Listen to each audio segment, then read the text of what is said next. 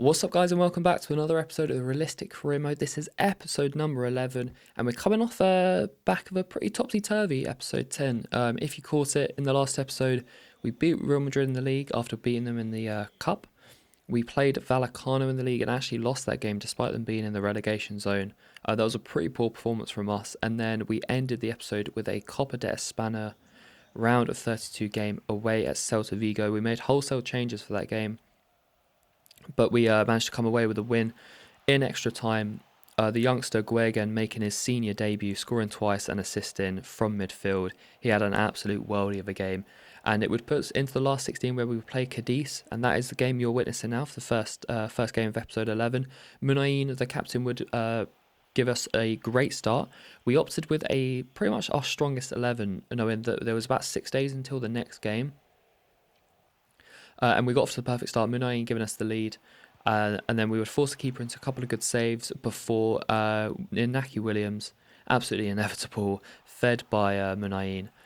Honestly, I don't think we've had an episode where Inaki Williams hasn't scored. Like, genuinely, this is the 11th episode now, and I think he may have scored in every episode. Like, correct me if I'm wrong, but this guy is quality. Munayin feeding him as well, but Cadiz would make it 2-1 with 5 minutes to go before the half.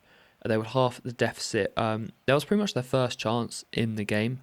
We had dominated them, our strongest team. Obviously, Cadiz in bad form in the league, and it was shown in this game. We would restore that 2-goal lead as well just before half time, pretty much straight from kickoff. Not quite sure how this one went in. The touch was brought down, and then I think the defender trying to get involved. I don't know what happened, but somehow it bounced over the keeper and it went in, bundled it in. Not sure how it went in, but we would make it 3-1. And pretty much it resumed in the second half. We were battering Cadiz, and we would get our fourth goal. Inaki Williams getting his second goal of the game through a rebounded finish. Late on into the game, another chance created. Melamed down the left-hand side, playing with the defenders a little bit, would find Vencedor, who forces the keeper into another good save. If it wasn't for the keeper, this would have been a cricket score.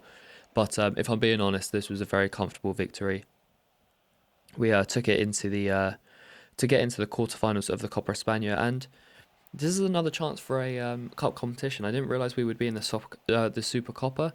We obviously won that, and now I'm thinking, you know what? If we could get 2 trophies under our belt, that would be an incredible first season with the club. Copa de España, we would be into the quarterfinals, so only a couple rounds away from the final, and the rounds are coming thick and fast. You know, we only played the last 32 a couple days ago, and now we've just played the last 16, and we would be going into the quarterfinal just a few days later, which I didn't realise, and maybe that would have affected my team selection if I knew that the quarterfinal would have been only a few days later. But we went hard, we went in with the team, went in with the starting 11, we got the victory. As you can see by the stats, we absolutely dominated them. I think it was 18 shots we had and an 8.4 expected goal difference. Yeah, absolute domination. The stats really did show it. As you can see by the results here, one surprise result. Real Madrid went down to Ibiza, and I tell you what, they did not have a good time. They lost on penalties to the team from the party island, and Real Madrid had a shock knockout from the competition. So that's one big team already out of the competition. Maybe they just didn't want to face us for a 4th time this season and face losing to us for the 4th time this season.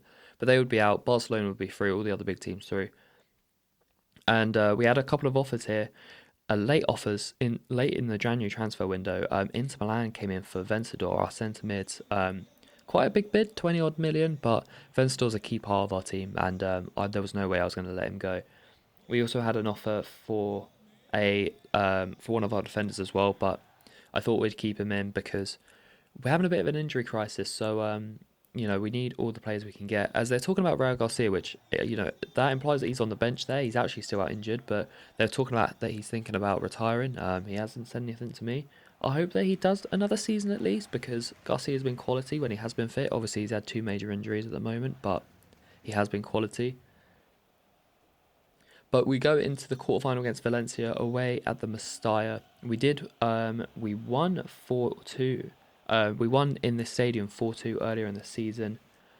It was a bit of a back and forth game, but this game we did not start strong at all. Valencia were all over us. They really wanted it. They wanted a bit of revenge. Maxi Gomez, their star striker, would give them a lead 20 minutes into the game. Just he was pretty open in the box. Can't lie. I'm not too sure what happened to the defending there, but he would make it 1-0, and not even 10 minutes later, Valencia would double their advantage, and all of a sudden we had a mountain to climb.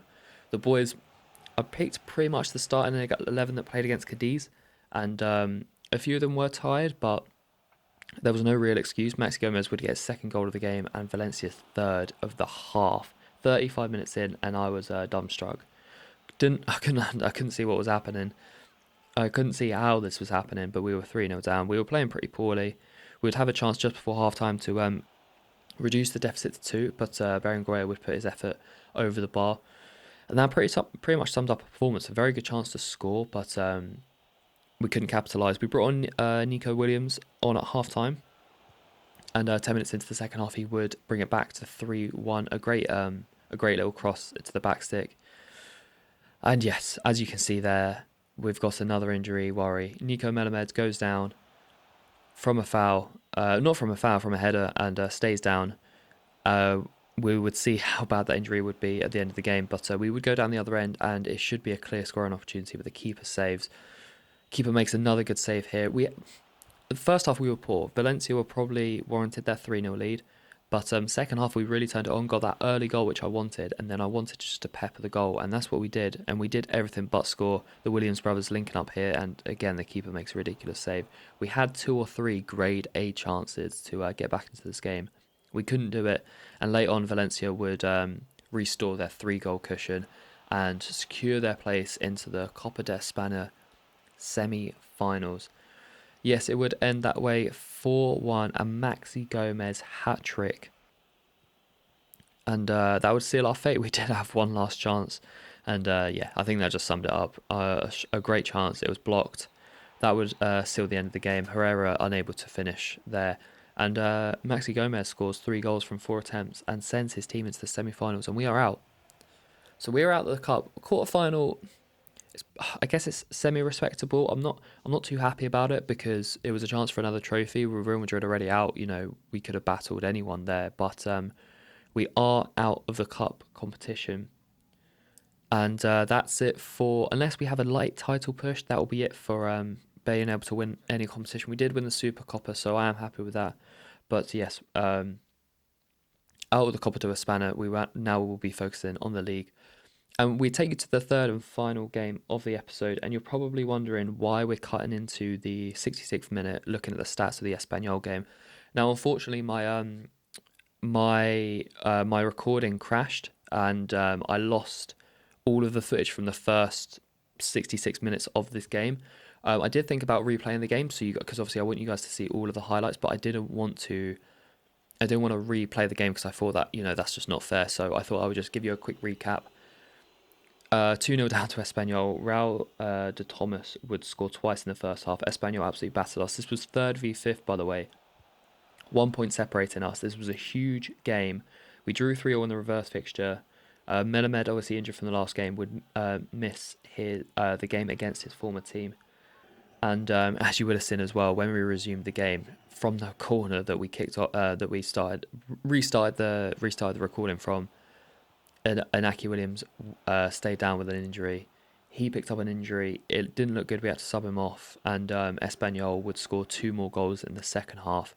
Really tore us apart, this team. I felt like this was quite a big big statement from the visitors. We're battling them for the Champions League spots. Obviously, as you are aware, if you're level on points, it doesn't go down to goal difference, it goes to head-to-head record. And Espanyol, it looks like we're going to be battling them, and it could come down to that. We've drawn away and we've lost at home, so our record against them is not going to be good at all. Coupled on top of that, Inaki Williams picked up an injury, as did Nacho Fernandez. It's a bit concerning now. These injuries are coming thick and fast. I know obviously I put up the injury rate and the injury severity because I wanted this to be realistic and us to get more realistic injuries than a normal FIFA career, but as you can see here from the emails, Inaki Williams out for 2 months, Nacho Fernandez out for 3 months. Obviously both big players in our team, but the Williams one for sure hurts because Him and Munain have been so solid all season.